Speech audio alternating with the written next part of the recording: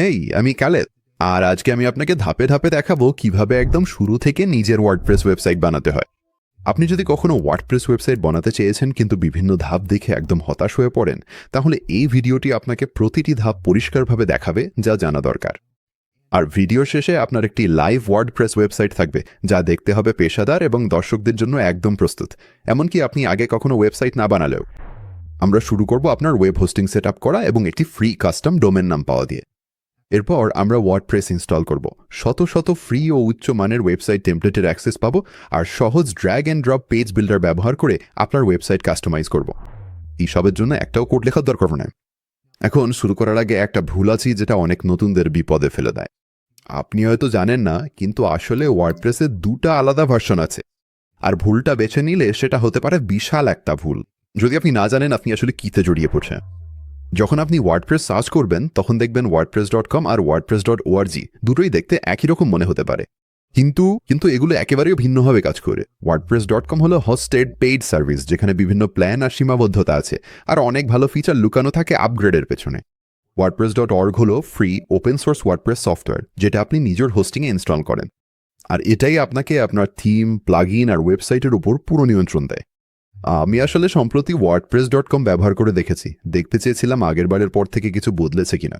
আমি মাসে মাত্র $4 সবচেয়ে কম দামের প্ল্যানে সাইন আপ করলাম আর ওয়েবসাইট সেট করা শুরু করলাম। দুঃখজনকভাবে খুব দ্রুতই বুঝতে পারলাম জনপ্রিয় থিম যেমন অ্যাস্ট্রা ব্যবহার করতে হলে আমাকে আরও দামি কোনো প্ল্যানে আপগ্রেড করতে হবে। সবকিছু যোগ করলে এতে আপনার মাসে $40-এরও বেশি খরচ পড়ে যাবে। এখন wordpress.org আপনি নিজের ওয়েব হোস্টিংয়ে ওয়ার্ডপ্রেস ইনস্টল করতে পারেন, আর একবার এটা হয়ে গেলে আপনি ঠিক একই টুলস মাত্র কয়েক ডলারে মাসে ব্যবহার করতে পারবেন। তাই যেখানে wordpress.com আমাদের সামনে পেমেন্টের দেয়াল আর সীমাবদ্ধতা দেয়, wordpress.org ঠিক তার উল্টো। এটা আমাদের ওয়েবসাইট তৈরির পুরো নিয়ন্ত্রণ দেয়, আর শেষ পর্যন্ত এটা অনেক বেশি সাশ্রয়ী। এর মানে আমাদের আসলে শুধু ওয়েব হোস্টিংয়ের জন্যই টাকা দিতে হবে। চলুন দ্রুত দেখে নেই এর মানে কি। আপনি যদি আগে কখনো ওয়েবসাইট সেট না করে থাকেন তাহলে হোস্টিং বিষয়টা একটু জটিল মনে হতে পারে, কিন্তু আসলে এটা খুবই সহজ। হোস্টিং মানে হচ্ছে সার্ভারে জায়গা ভাড়া নেওয়া, যেটা 24/7 অনলাইনে থাকে, যাতে পৃথিবীর যে কোনো জায়গা থেকে মানুষ আপনার ওয়েবসাইট দেখতে পারে। ওয়ার্ডপ্রেস নিজেই ফ্রি সফটওয়্যার, কিন্তু এর থাকার জন্য একটা জায়গা দরকার, আর সেটাই আমাদের হোস্টিং দেয়। আমরা যদি wordpress.org ব্যবহার করতে চাই এবং সব ধরনের নমনীয়তা পেতে চাই, যেগুলো নিয়ে আমরা একটু আগে কথা বলেছি, তাহলে আমাদের ওয়েবসাইট চালানোর জন্য একটা হোস্টিং প্রোভাইডার বেছে নিতে হবে। বিষয়টা সহজ রাখতে আমরা 5টি স্পষ্ট ধাপের একটি রোডম্যাপ অনুসরণ করব, যাতে আপনি সঠিকভাবে আপনার ওয়ার্ডপ্রেস সাইট অনলাইনে আনতে পারেন। প্রথমে আমরা হোস্টিং নেব, যেমনটা আমি একটু আগে বলেছিলাম। এরপর আমরা আপনার ডোমেইন নাম নিব, ওয়ার্ডপ্রেস ইনস্টল করব, আমাদের থিম ও প্লাগইন ইনস্টল করব, এবং সবশেষে আপনার ওয়েবসাইট কাস্টমাইজ করব। আমরা এক ধাপ করে এগোবো। শুরু করব হোস্টিং দিয়ে। হোস্টিং প্রোভাইডার বাছাই করার সময় অনেক ধরনের অপশন সামনে আসে। ভাগ্য ভালো wordpress.org আসলে একটা পেজ আছে, যেখানে তারা অফিসিয়ালি যেসব হোস্টিং কোম্পানি ওয়ার্ডপ্রেস চালানোর জন্য সুপারিশ করে সেগুলো তালিকা দেয়। আমি এই তালিকার কয়েকটি হোস্ট আগে ব্যবহার করেছি, কিন্তু যেটা আমার কাছে সবচেয়ে সহজ এবং সাশ্রয়ী মনে হয়েছে, বিশেষ করে নতুনদের জন্য, সেটা হচ্ছে হোস্টিঙ্গার। এটাই আমি সুপারিশ করি, এবং এই টিউটোরিয়ালে আমি এটাই ব্যবহার করব। এখন আমরা প্ল্যান বাছাই করার আগে আমি আপনাকে দ্রুত দেখাতে চাই কিভাবে আপনার হোস্টিংয়ে সবচেয়ে ভালো দাম পাবেন। আমি আসলে হোস্টিংয়ারের সঙ্গে পার্টনারশিপ করেছি, যাতে এই টিউটোরিয়ালের জন্য একটা বিশেষ পার্টনার লিঙ্ক সেট করা যায়, যেটা তাদের নিয়মিত প্রোমো-মূল্যের ওপর অতিরিক্ত 10% ছাড় দেয়। আপনি এখনই স্ক্রিনে সেই লিঙ্কটি দেখতে পাচ্ছেন, আর ভিডিওর বিবরণেও এটা প্রথম লিঙ্ক হিসেবে আছে। আপনি যখন এই লিঙ্ক ব্যবহার করবেন তখন কুপনটা স্বয়ংক্রিয়ভাবে প্রয়োগ হবে এবং আপনাকে সরাসরি এই সেটআপের জন্য সঠিক ডিসকাউন্ট পেজে নিয়ে যাবে। তাই আপনি সবচেয়ে কম দামে হোস্টিং পাচ্ছেন। এখনই ওই লিঙ্কটা নতুন ট্যাবে খুলে নিন, আর আপনি সরাসরি এই পেজে চলে আসবেন। ওপরে দেখবেন ডিসকাউন্ট কোডটা আপনার জন্য আগেই প্রয়োগ করা হয়েছে, আর প্ল্যান বাছাই করতে নিচে গিয়ে স্টার্ট নাওতে ক্লিক করুন। তারপর এটা আপনাকে নিচে প্ল্যান অপশনগুলোর কাছে নিয়ে যাব। এখানে আপনি 3টে আলাদা অপশন দেখতে পাবেন। আপনার কাছে থাকবে প্রিমিয়াম, বিজনেস আর ক্লাউড স্টার্টআপ, এই 3টে অপশন। আমি ব্যক্তিগতভাবে বিজনেস প্ল্যান নেওয়ার পরামর্শ দিচ্ছি। এটা খুবই সাশ্রয়ী দামে আপনাকে প্রচুর রিসোর্স দেবে। এতে আপনি পাবেন 50 GB NVMe স্টোরেজ এবং একটি ফ্রি ডোমেইনও। এটা বেশিরভাগ ওয়ার্ডপ্রেস ওয়েবসাইটের জন্য একদম পারফেক্ট হবে। পরবর্তীতে আপনার যদি কখনো কম বা বেশি কিছু দরকার হয়, আপনি চাইলে আপনার প্ল্যান আপগ্রেড বা ডাউনগ্রেড করতে পারবেন। তাই এই ভিডিওতে আমি বিজনেস প্ল্যানটাই নিচ্ছি। এখানে আমি চুজ প্ল্যানে ক্লিক করব, এবং পরের ধাপে আমাদের বিলিং টার্ম বেছে নিতে হয়। ডিফল্টভাবে এটা 48 মাসের জন্য সেট করা থাকে, যেটাতে আপনি সবচেয়ে বেশি সেভ করতে পারবেন। তবে চাইলে আপনি এটা 48 মাস থেকে 24 মাস, 12 মাস বা 1 মাসের প্ল্যানেও পরিবর্তন করতে পারেন। কমপক্ষে আমি 12 মাসের প্ল্যান নেওয়ার পরামর্শ দেব। এতেও আপনি ভালো পরিমাণে সেভ করতে পারবেন এবং প্রথম বছরের জন্য ফ্রি ডোমেন পাবেন। তাই এই ভিডিওতে আমি 12 মাসের অপশনটাই নিচ্ছি এবং ঠিক নিচেই এখানে আপনি আপনার ডোমেন নাম বেছে নিতে পারেন। আবারও বলছি, আপনার কেনাকাটার সাথে প্রথম বছরের জন্য এটা ফ্রি থাকবে। আপনি যদি আগে ঠিক করে থাকেন কি চান, তাহলে এখানে সার্চ বক্সে লিখে দিন। আমি এখন আমার ডোমেন নাম টাইপ করছি। আপনি এখানে দেখতে পাচ্ছেন আমার ডোমেইন নামটি পাওয়া যাচ্ছে এবং আমি সাজেস্ট করব .com দিয়ে শেষ হয় এমন ডোমেইন খুঁজে নিতে। এটা হয়ে গেলে আমি এখান থেকে আমার ডোমেইন নাম সিলেক্ট করব। ডিফল্টভাবে সময়কাল 2 বছর সেট করা থাকবে। আমি এটা 1 বছরে পরিবর্তন করে নিচ্ছি। এবং ডান পাশে এখানে আপনি আপনার কার্টে যা আছে সবকিছু রিভিউ করতে পারবেন। আরও একবার আমি নিশ্চিত করব যে কুপন কোডটি প্রয়োগ হচ্ছে। আবারও বলছি, যদি আপনি ভিডিওর ডেসক্রিপশনের প্রথম লিঙ্কটি ব্যবহার করেন তাহলে এই কুপন স্বয়ংক্রিয়ভাবে অ্যাক্টিভেট হয়ে যাবে। সবকিছু ঠিক থাকলে চলুন কন্টিনিউতে ক্লিক করে সামনে এগিয়েছে। এখন এখানে যদি আপনার আগে থেকে হোস্টিংসের অ্যাকাউন্ট না থাকে তাহলে আপনাকে সাইন আপ করতে হবে। তাহলে এখানে আপনার ইমেল ঠিকানা দিন এবং একটি পাসওয়ার্ড তৈরি করুন। আপনি কাজ শেষ হলে রেজিস্টার বাটনে ক্লিক করুন। এই পেজে আসার পর আপনার বিলিং ঠিকানা এবং পেমেন্ট তথ্য দিন। আমি এখন এগুলো পূরণ করছি এবং শেষ হলে দ্রুত এগিয়ে যাব। আমি আমার বিলিং তথ্য এবং পেমেন্ট তথ্য পূরণ করে ফেলেছি। এগুলো শেষ হলে আমি এগিয়ে যেতে সাবমিট পেমেন্টে ক্লিক করব। এখান থেকে গেট স্টার্টেডে ক্লিক করুন। এরপর আপনাকে হোস্টিঞ্জারের অনবোর্ডিং সেটআপে নিয়ে যাওয়া হবে। তাহলে এই পর্যায়ে আমরা ধাপ 1 এবং 2 শেষ করেছি। আমরা আমাদের ওয়েব হোস্টিং সেটআপ করেছি এবং একটি ডোমেন নামও নিশ্চিত করেছি। পরবর্তী ধাপ হচ্ছে ধাপ 3। চলুন এবার ওয়ার্ডপ্রেস ইনস্টল করি। এখানে হোস্টিঞ্জারের অনবোর্ডিং সেটআপে প্রথমেই আপনাকে বেছে নিতে হবে আপনি কি নিজের জন্য ওয়েবসাইট তৈরি করছেন নাকি অন্য কারোর জন্য। আমার ক্ষেত্রে আমি নিজের জন্যই বেছে নিচ্ছি। তারপর আমি ডান দিকের নিচে গিয়ে নেক্সটে ক্লিক করব। আমি একটা ওয়েবসাইট তৈরি করব, তাই ক্রিয়েট এ ওয়েবসাইট নির্বাচন করব এবং আবার নেক্সটে ক্লিক করব। এখানে আপনি কিছু ভিন্ন অপশন দেখতে পাবেন। এই ভিডিওর জন্য আমরা ওয়ার্ডপ্রেস ব্যবহার করব, তাই আমি ওয়ার্ডপ্রেস অপশনটি নির্বাচন করব। তারপর আবার নেক্সটে যাব। এবার আপনাকে আপনার ওয়ার্ডপ্রেস অ্যাডমিন অ্যাকাউন্টের লগইন তথ্য নিশ্চিত করতে হবে। ডিফল্টভাবে এটি হবে আপনার হোস্টিঞ্জার অ্যাকাউন্টে ব্যবহৃত তথ্য। আমি ডিফল্টভাবেই রাখতে চাই, তাই ডান দিকের নিচে গিয়ে নেক্সটে ক্লিক করব। এখান থেকে ক্রিয়েট ব্ল্যাঙ্ক সাইটে ক্লিক করা। আর যদি আপনি আগে ডোমেন নাম টাইপ করে থাকেন তাহলে সেটা এখানেই দেখতে পাবেন। আমি এখানে আমার ডোমেন নাম নির্বাচন করব এবং তারপর ডান দিকে নিচে গিয়ে নেক্সটে ক্লিক করব। এবং এখানে আপনাকে আপনার ডোমেন রেজিস্টার করতে হবে। প্রথমে আপনার দেশ নির্বাচন করুন এবং এটি ব্যক্তিগত ডোমেইন নাকি কোনো কোম্পানি বা সংস্থার জন্য ব্যবহার হবে তা ঠিক করুন। আমার ক্ষেত্রে এটি কেবল একটি ব্যক্তিগত ডোমেন। এই অপশনগুলো নির্বাচন করার পর আমি নেক্সট স্টেপে ক্লিক করব এবং এখানে শুধু আপনার যোগাযোগের তথ্য কনফার্ম করুন। এগুলো সব আগের বিলিং ইনফরমেশন থেকে স্বয়ংক্রিয়ভাবে পূরণ হয়ে যাবে। এখানে আপনার তথ্য কনফার্ম করুন, তারপর নিচে গিয়ে ফিনিশ রেজিস্ট্রেশনে ক্লিক করুন। এটি আপনার ডোমেন রেজিস্টার করবে। এরপর আপনার ফোন নম্বরে একটি ভেরিফিকেশন কোড পাঠানো হতে পারে। আমি এখানে আমার কোডটি লিখব এবং ভেরিফাইয়ে ক্লিক করব। এবং এতেই আপনার ডোমেইন নাম এখন রেজিস্টার হয়ে গেছে। এরপর আপনাকে আপনার ডেটা সেন্টার নির্বাচন করতে হবে। ডিফল্টভাবে এটি আপনার অবস্থানের সবচেয়ে কাছেরটি হওয়া উচিত, কিন্তু যদি আপনার নির্দিষ্ট কোনো টার্গেট অডিয়েন্স থাকে তাহলে তাদের কাছাকাছি কোনো ডেটা সেন্টার বেছে নেওয়াই ভালো। আপনি চাইলে এখানে ড্রপডাউন খুলে অন্য কোনো ডেটা সেন্টারও বেছে নিতে পারে, কিন্তু আমার ক্ষেত্রে আমি এটিকে ডিফল্টভাবে রেখে দিচ্ছি। ডান দিকে নিচে যান এবং নেক্সটে ক্লিক করুন। এবং এখন ওয়ার্ডপ্রেস ইনস্টল হতে যাচ্ছে। এটি সম্পূর্ণ হতে কয়েক মিনিট সময় লাগতে পারে, তাই আমি একটু এগিয়ে নিয়ে যাচ্ছি যতক্ষণ না এটি শেষ হয়। ওয়ার্ডপ্রেস ইনস্টল হয়ে গেলে আপনাকে হোস্টিঞ্জার ওয়ার্ডপ্রেস ড্যাশবোর্ডে নিয়ে যাওয়া হবে। এখানে প্রথমেই আপনি লক্ষ্য করবেন আপনার ডোমেইন সম্পূর্ণভাবে রেজিস্টার্ড হতে ইমেইল ভেরিফিকেশন লাগতে পারে। যদি আপনি ওয়ার্ডপ্রেস ড্যাশবোর্ডে সেই নোটিফিকেশন দেখেন তাহলে হোস্টিঞ্জারে সাইন আপ করার সময় যে ইমেল ঠিকানা ব্যবহার করেছিলেন সেটি চেক করুন এবং এই শিরোনামের ইমেলটি খুঁজে বের করুন। Verify your email address to use your domain. সেই ইমেলটি খুলুন এবং এটি কিছুটা এরকম দেখাবে। আপনাকে শুধু নিচে গিয়ে ভেরিফাই ইমেলে ক্লিক করতে হবে। আমি এখন কনফার্মে ক্লিক করছি এবং এখন আপনার ইমেল ভেরিফাইড হয়েছে, তাই আপনি আপনার ডোমেইন ব্যবহার শুরু করতে পারবেন। এবং এখন যদি আমি আবার আমার হোস্টিঞ্জার ওয়ার্ডপ্রেস ড্যাশবোর্ডে ফিরে যাই তাহলে দেখবেন ডোমেইনটি এখন অ্যাক্টিভ দেখাচ্ছে। তাই সবকিছু ঠিকঠাক আছে, শুরু করার জন্য প্রস্তুত। ওয়ার্ডপ্রেস এখন ইনস্টল হয়েছে এবং আমাদের ডোমেনের সাথে সংযুক্ত হয়েছে, তাই ধাপ 3 এখানেই সম্পন্ন হলো। এরপর আমরা ধাপ 4-এ যাব, যেখানে আমরা আমাদের থিম ও প্লাগইন ইনস্টল করব এবং ওয়েবসাইটের জন্য একটি টেমপ্লেট লোড করব। কিন্তু তার আগে আমাদের দ্রুত আমাদের ওয়ার্ডপ্রেস ড্যাশবোর্ডগুলো বুঝে নিতে হবে।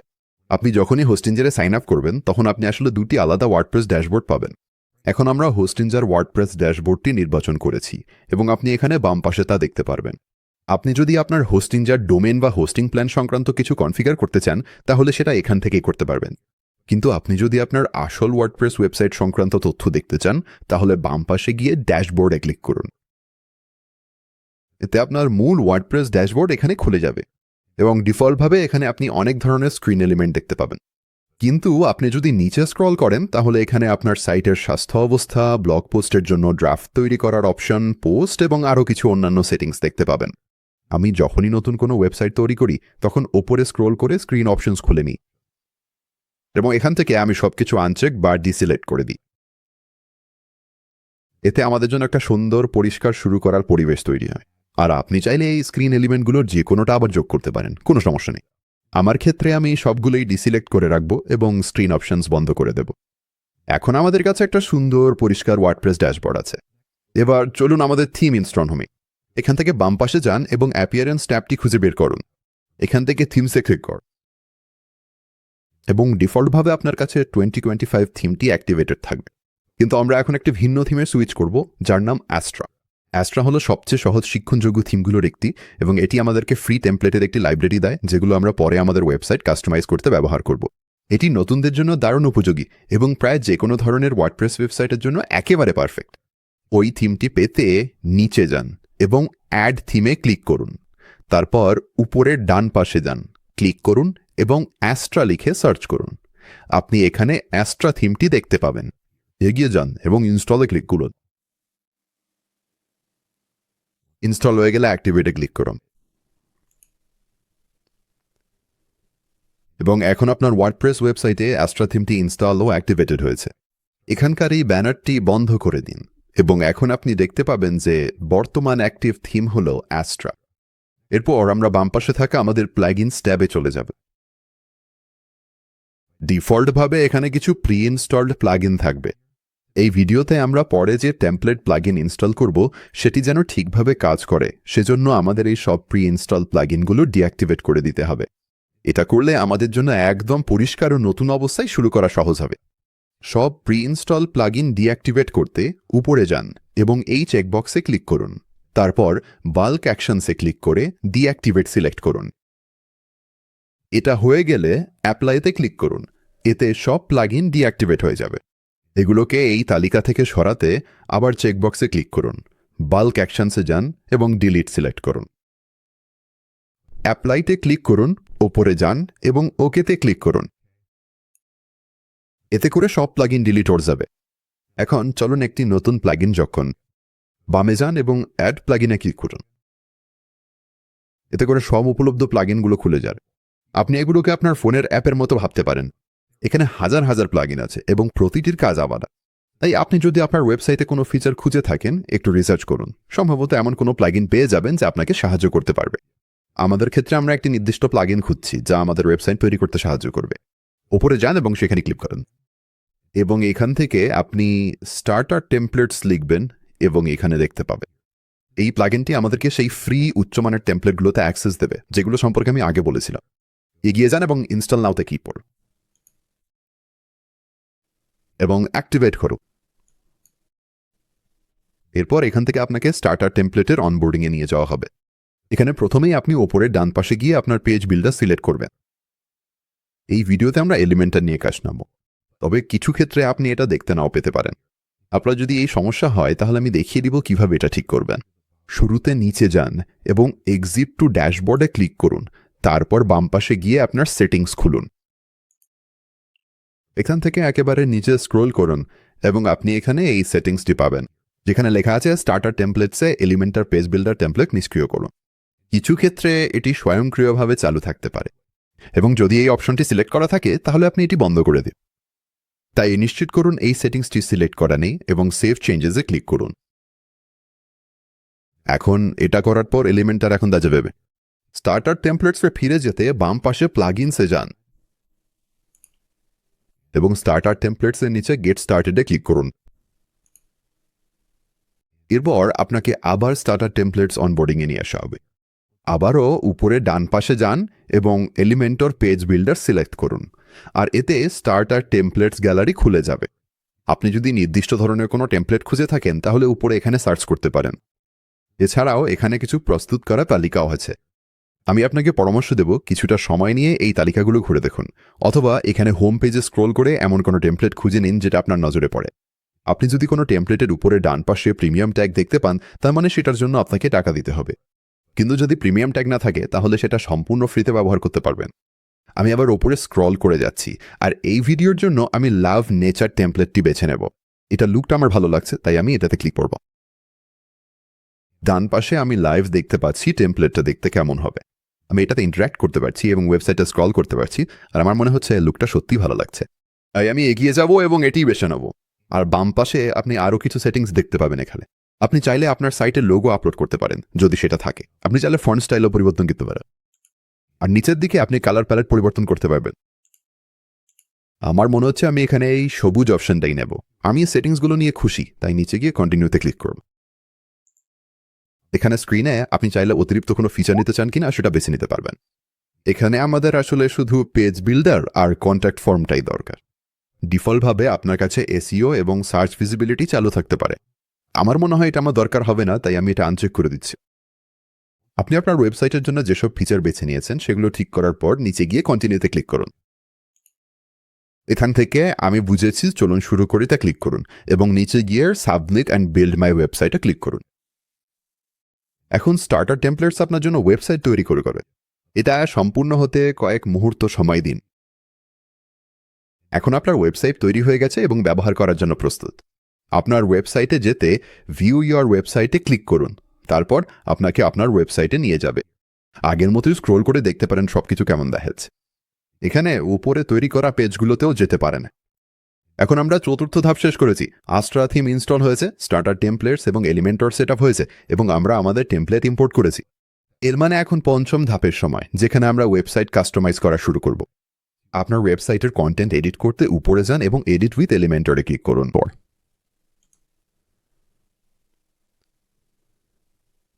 এখানকার এই পপ আপটি বন্ধ করুন, গট ইটে ক্লিক করুন, এবং এখন আপনি এলিমেন্টর পেজ বিল্ডারের ভিতরে চলে এসেছেন। এখন এই পেজের কন্টেন্ট পরিবর্তন করার আগে ওয়েবসাইট এবং পেজগুলো কিভাবে গঠিত তা আগে বোঝা খুবই উপকারী। এখানে ডান পাশে আপনি স্ট্রাকচার প্যানেল দেখতে পাবেন, আর যদি না দেখেন তাহলে উপরের এই আইকনে ক্লিক করে যে কোনো সময় এটি খুলতে বা বন্ধ করতে পারেন। আপনার স্ট্রাকচার প্যানেলের ভেতরে আপনি বিভিন্ন কন্টেনারের তালিকা দেখতে পাবেন। আপনি এগুলোকে আপনার ওয়েবসাইটের বড় বড় সেকশনের মতো ভাবতে পারেন। আমি যদি এখানে এই অ্যারোতে ক্লিক করে এই কন্টেনারটি এক্সপ্যান্ড করি এবং খুলে দিই, তাহলে আপনি দেখতে পাবেন এর ভেতরে আরেকটি কন্টেনার আছে। এই ভেতরের কন্টেনারগুলো ওই বড় সেকশনের ভেতরের কলামের মতো। তাহলে আমি এবার এই ভেতরের কন্টেনারটি খুলে দেখাচ্ছি এবং আপনি দেখতে পাবেন এর ভেতরে থাকা বিভিন্ন এলিমেন্ট।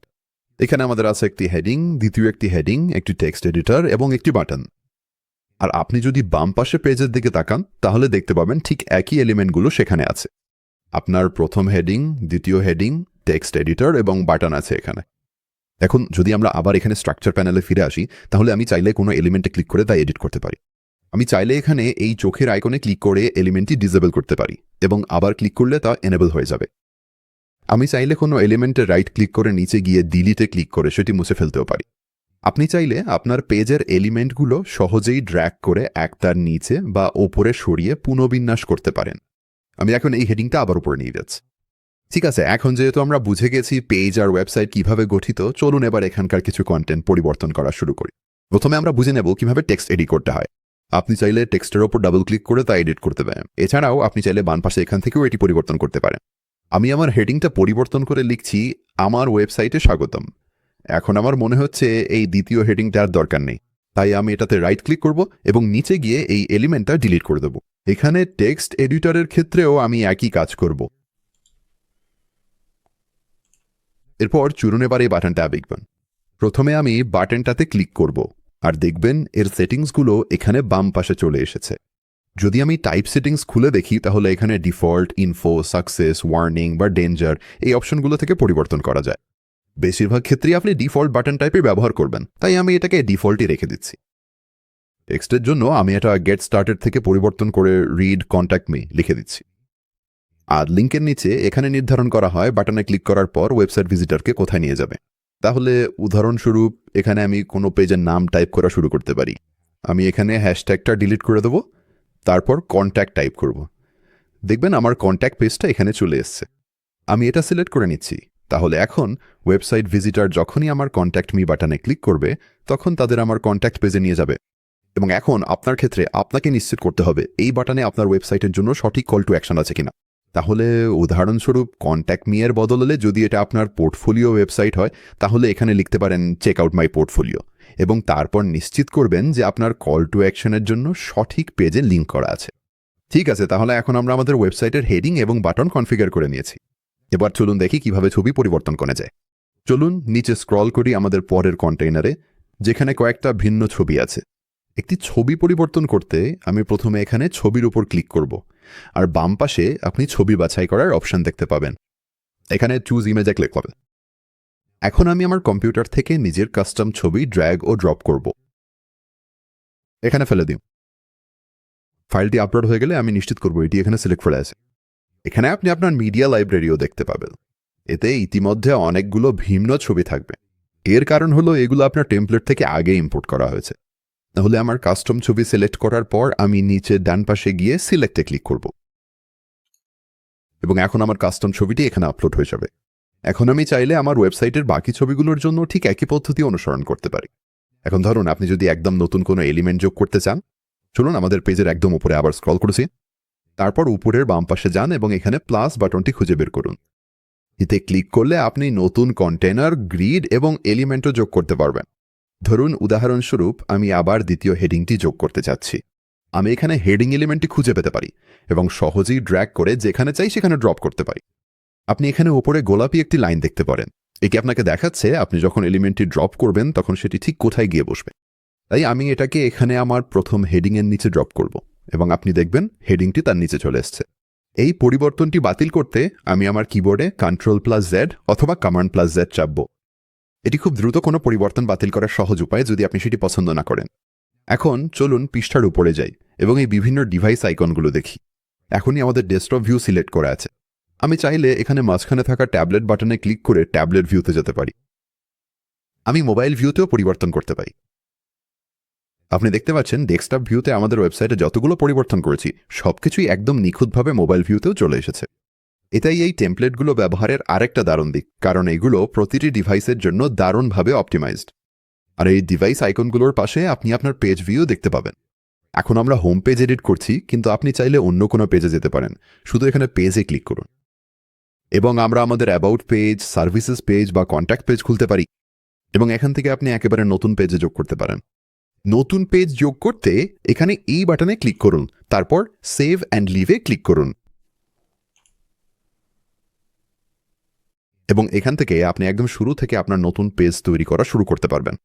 আপনি আগের মতোই লেআউট এবং এলিমেন্টগুলো ড্র্যাগ করে আনতে পারেন। কিন্তু স্টার্টার টেমপ্লেটসের আরেকটা দারুণ ফিচার হলো এখান থেকে যদি আপনি স্টার্টার টেমপ্লেটস আইকনে ক্লিক করেন তাহলে আপনি অন্য টেমপ্লেট থেকে প্রস্তুত পেজ ইম্পোর্ট করতে পারবেন। যেমন ধরুন এখানে আমি যদি আউটডোর অ্যাডভেঞ্চার টেমপ্লেটটা পছন্দ করি তাহলে আমি এতে ক্লিক করে খুলতে পারি। তারপর এই টেমপ্লেটের যে কোনো পেজ ইচ্ছে মতো ইম্পোর্ট করতে পারি। উদাহরণস্বরূপ যদি আমি একটি সার্ভিসেস পেজ তৈরি করতে চাই তাহলে আমি সরাসরি এই নতুন টেমপ্লেট থেকে সেটি নিতে পারি। এখন যদি আপনি শুধু একটি প্রস্তুত ব্লক যোগ করতে চান তাহলে উপরে যান এবং পেজ থেকে ব্লকসে সুইচ করুন, এবং এখানে আপনি সব প্রস্তুত ব্লক দেখতে পাবেন যেগুলো ব্যবহার করা যাবে। এবং ওপরের বাম পাশে আপনি অল থেকে সুইচ করতে পারেন এবং দেখতে পাবেন বিভিন্ন পেজ টাইপের জন্য সব প্রস্তুত ব্লক। তাই আপনি ফিচার্স পেজ, সার্ভিসেস পেজ অথবা উদাহরণস্বরূপ একটি FAQ পেজ বানাচ্ছেন কিনা, আপনি যেটা দরকার সেটাতে ক্লিক করতে পারেন। আপনি যেটা পছন্দ করেন সেই ব্লকে ক্লিক করুন। আমি মাঝখানে এটা পছন্দ করছি। তারপর উপরে যান এবং ইম্পোর্ট ব্লকে ক্লিক করান, এবং আপনি দেখতে পাবেন এটা আপনার নতুন পেজে চলে এসেছে। এখন পরবর্তী কাজ হচ্ছে পেজের নাম পরিবর্তন করা। এখন উপরে দেখুন শুধু লেখা আছে এলিমেন্টার পেজ এবং তারপর ড্রাফট। আপনার পেজের নাম পরিবর্তন করতে উপরে যান এবং এই আইকনটা খুঁজে বের করুন। এটা ক্লিক করলে আপনার পেজ সেটিংস খুলে যাবে। এখানে টাইটেল অংশে এটা পরিবর্তন করে FAQ লিখে দিন। তারপর আমরা স্ট্যাটাসটা ড্রাফট থেকে পাবলিশটা পরিবর্তন করব, এবং যখনই আপনি আপনার পেজ এডিটিং শেষ করবেন উপরের ডান পাশে যান এবং পাবলিশে ক্লিক করুন। এখন এখানে যেমন দেখতে পাচ্ছেন পেজের নাম পরিবর্তন হয়ে গেছে, এখানে লেখা আছে FAQ এবং এটার ড্রাফট নেই। এখন যদি আমি স্ট্রাকচার প্যানেলটা সরিয়ে দিই তাহলে আমরা উপরে আমাদের মেন মেনুটা দেখতে পারি। এখানে বর্তমানে আমাদের টেমপ্লেট থেকে ইম্পোর্ট করা সব পেজের নাম আছে, কিন্তু আমাদের নতুন FAQ পেজটা এই ন্যাভিগেশন মেনুতে যোগ করতে হবে। আর আমি আমাদের সাইটের লোগোটাও আপডেট করতে চাই। এটা করতে হলে আমাদের আসলে এলিমেন্টর পেজ বিল্ডার থেকে বেরিয়ে যেতে হবে এবং ওয়ার্ডপ্রেস ব্লক এডিটর খুলতে হবে। সেখানে যেতে হলে উপরের বাম পাশে যান এবং এলিমেন্টর লোগোতে ক্লিক করুন। এক্সিট টু ওয়ার্ডপ্রেসে ক্লিক করুন। তারপর আবার উপরের বাম পাশে যান এবং ওয়ার্ডপ্রেস লোগোতে ক্লিক করুন। এখান থেকে উপরে যান এবং আপনার ওয়েবসাইটটা খুঁজে নিন। ভিজিট সাইটে ক্লিক করুন। তারপর উপরে যান এবং কাস্টমাইজ বাটনে ক্লিক করুন। এখন এটা আপনার ওয়ার্ডপ্রেস থিম সেটিংস খুলে হয়। চলুন শুরু করি। কিভাবে আমাদের মেন মেনু আপডেট করতে হয় সেটা শিখে নেই। বাম পাশে যান, মেনুজ খুঁজে বের করুন, এখানে ক্লিক করুন, তারপর মেইন মেনুতে ক্লিক করুন। এরপর আপনি আপনার পেজগুলো এখানে তালিকাভুক্ত দেখতে পাবেন। এখন আমাদের কাছে আছে হোম, অ্যাবাউট, সার্ভিসেস এবং কন্ট্যাক্ট। আপনি একই পেজগুলো ওপরের ডান পাশে তালিকাভুক্ত দেখতে পাবে। আমরা একটু আগে তৈরি করা FAQ পেজটি যোগ করতে চাইলে অ্যাড আইটেমসে ক্লিক করুন। আপনি যে পেজটি যোগ করতে চান সেটি খুঁজে বের করুন, তারপর প্লাস আইকনে ক্লিক করুন। আর যদি আমি ডান পাশে আমার ওয়েবসাইটে আবার ক্লিক করি তাহলে দেখব নতুন পেজটি উপরে যোগ হয়েছে। আপনি চাইলে আপনার মেন মেনুর ভেতরে পেজগুলোর অর্ডারও পরিবর্তন করতে পারেন। এটা করতে হলে আপনি যে পেজটি সরাতে চান সেটিতে ক্লিক করে ধরে রাখুন, তারপর সেটিকে নতুন অবস্থানে টেনে নিয়ে যান। আমি এটাকে এখানে টেনে এনে ছেড়ে দিচ্ছি, আর আপনি দেখবেন এটা এখন আমার হোম পেজের পরেই তালিকাভুক্ত হয়েছে। আপনি যখন আপনার পরিবর্তন নিয়ে সন্তুষ্ট হবেন তখন উপরে গিয়ে পাবলিশে ক্লিক করুন। এখন এই পরিবর্তনগুলো সংরক্ষিত হবে। এরপর চলুন শিখি কিভাবে আমাদের সাইটের লোগো আপডেট করতে হয় এবং হেডার সেটিংসগুলো দেখি। শুরুতে এখানে বাম পাশে যান এবং ব্যাক বাটনে ক্লিক করুন এবং আবারও একইভাবে করুন। তারপর এখান থেকে নিচে নেমে হেডার খুঁজে বের করুন, এখানে ক্লিক করুন। আপনি কোন টেমপ্লেটটি বেছে নিয়েছেন তার উপর নির্ভর করে এখানে আপনি একটি ট্রান্সপারেন্ট হেডার সংক্রান্ত নোটিফিকেশন দেখতে পারেন। আপনি যদি এটি দেখেন তাহলে এটি গুরুত্বপূর্ণ এবং আমরা একটু পরেই এটি দেখব, কিন্তু আপাতত নিচে নেমে সাইট টাইটেল অ্যান্ড লোগো খুঁজে বের করুন, এখানে ক্লিক করুন। চেঞ্জ লোগোতে ক্লিক করুন, ওপরে যান এবং আপলোড ফাইলসে ক্লিক করুন। আর এখন আমি আমার কম্পিউটার থেকে কাস্টম লোগোটি ড্র্যাগ করে আনব। আমি এটি এখানে ছেড়ে দেব, তারপর ডান দিকে নিচে গিয়ে সিলেক্টে ক্লিক করুন এবং এখন আপনি আপনার ছবিটি ক্রপ করার অপশন পাবেন। এখন আমার লোগোটা দেখা কঠিন কারণ এটা সাদা ব্যাকগ্রাউন্ডের উপর সাদা লোগো হিসাবে লোড হচ্ছে, কিন্তু নিরাপত্তার জন্য আমি নিচের দিকটা একটু বাড়তি জায়গা দিয়ে রাখব এবং একইভাবে আমি ওপর দিকেও একটু জায়গা দিয়ে রাখব। এগুলো হয়ে গেলে আমি নিচের ডান দিকে গিয়ে ক্রপ ইমেজে ক্লিক করব। এখন আপনি দেখবেন আমার কাস্টম লোগোটা উপরের বাম পাশে দেখা যাচ্ছে, কিন্তু এখনও এটা অনেক ছোট এবং দেখা কঠিন। এটা ঠিক করতে নিচে গিয়ে লোগো উইথ স্লাইডারটা খুঁজে বের করি। আমি এটা 60 থেকে 110-এ সেট করব। এখন এটা অনেক ভালো দেখেছে। এখন যেমনটা একটু আগে বলেছিলাম, যদি আপনার ট্রান্সপারেন্ট হেডার নোটিফিকেশন থাকে তাহলে লোগোটা পুরোপুরি আপডেট করতে আপনাকে সেখানে ক্লিক করতে হবে।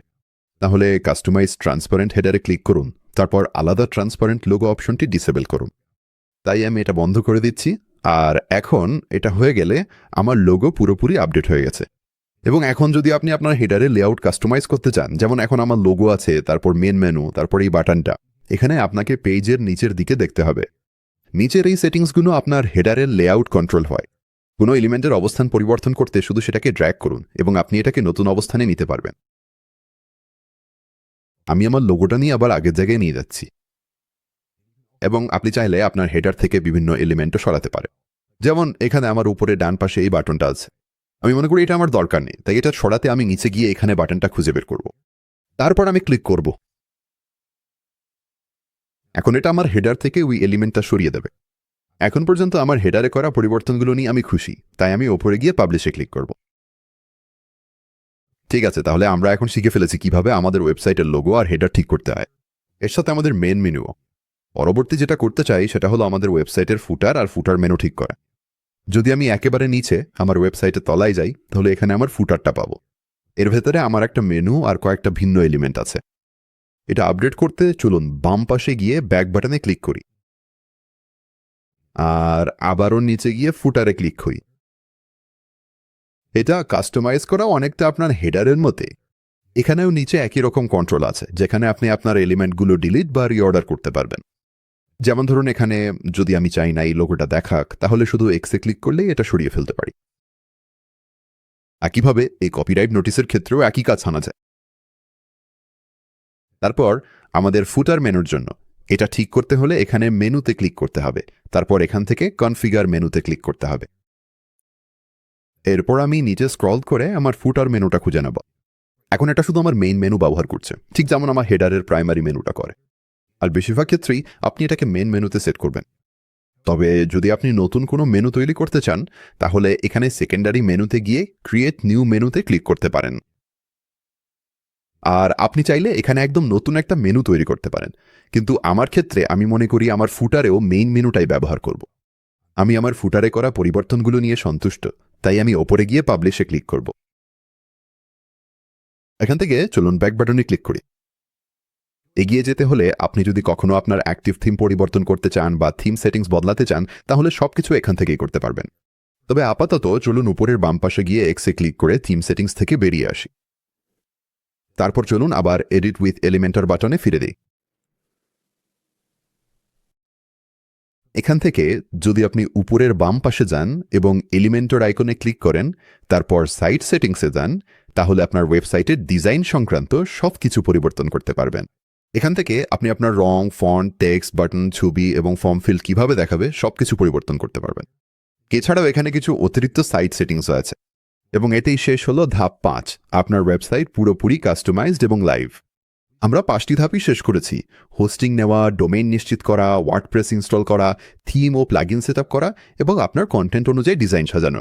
এবং মনে রাখবেন, যখন আপনি হোস্টিঞ্জারে হোস্টিং নিতে সাইন আপ করবেন, তখন যেন ভুলে না যান ভিডিওর ডেসক্রিপশনে দেওয়া প্রথম লিঙ্কটি ব্যবহার করুন, যাতে সবচেয়ে সাশ্রয়ী অফারটি পেতে পারেন। এই ভিডিওটি দেখার জন্য ধন্যবাদ। আশা করি এটি আপনার কাজে এসেছে এবং পরের ভিডিওতে আবার দেখা হবে।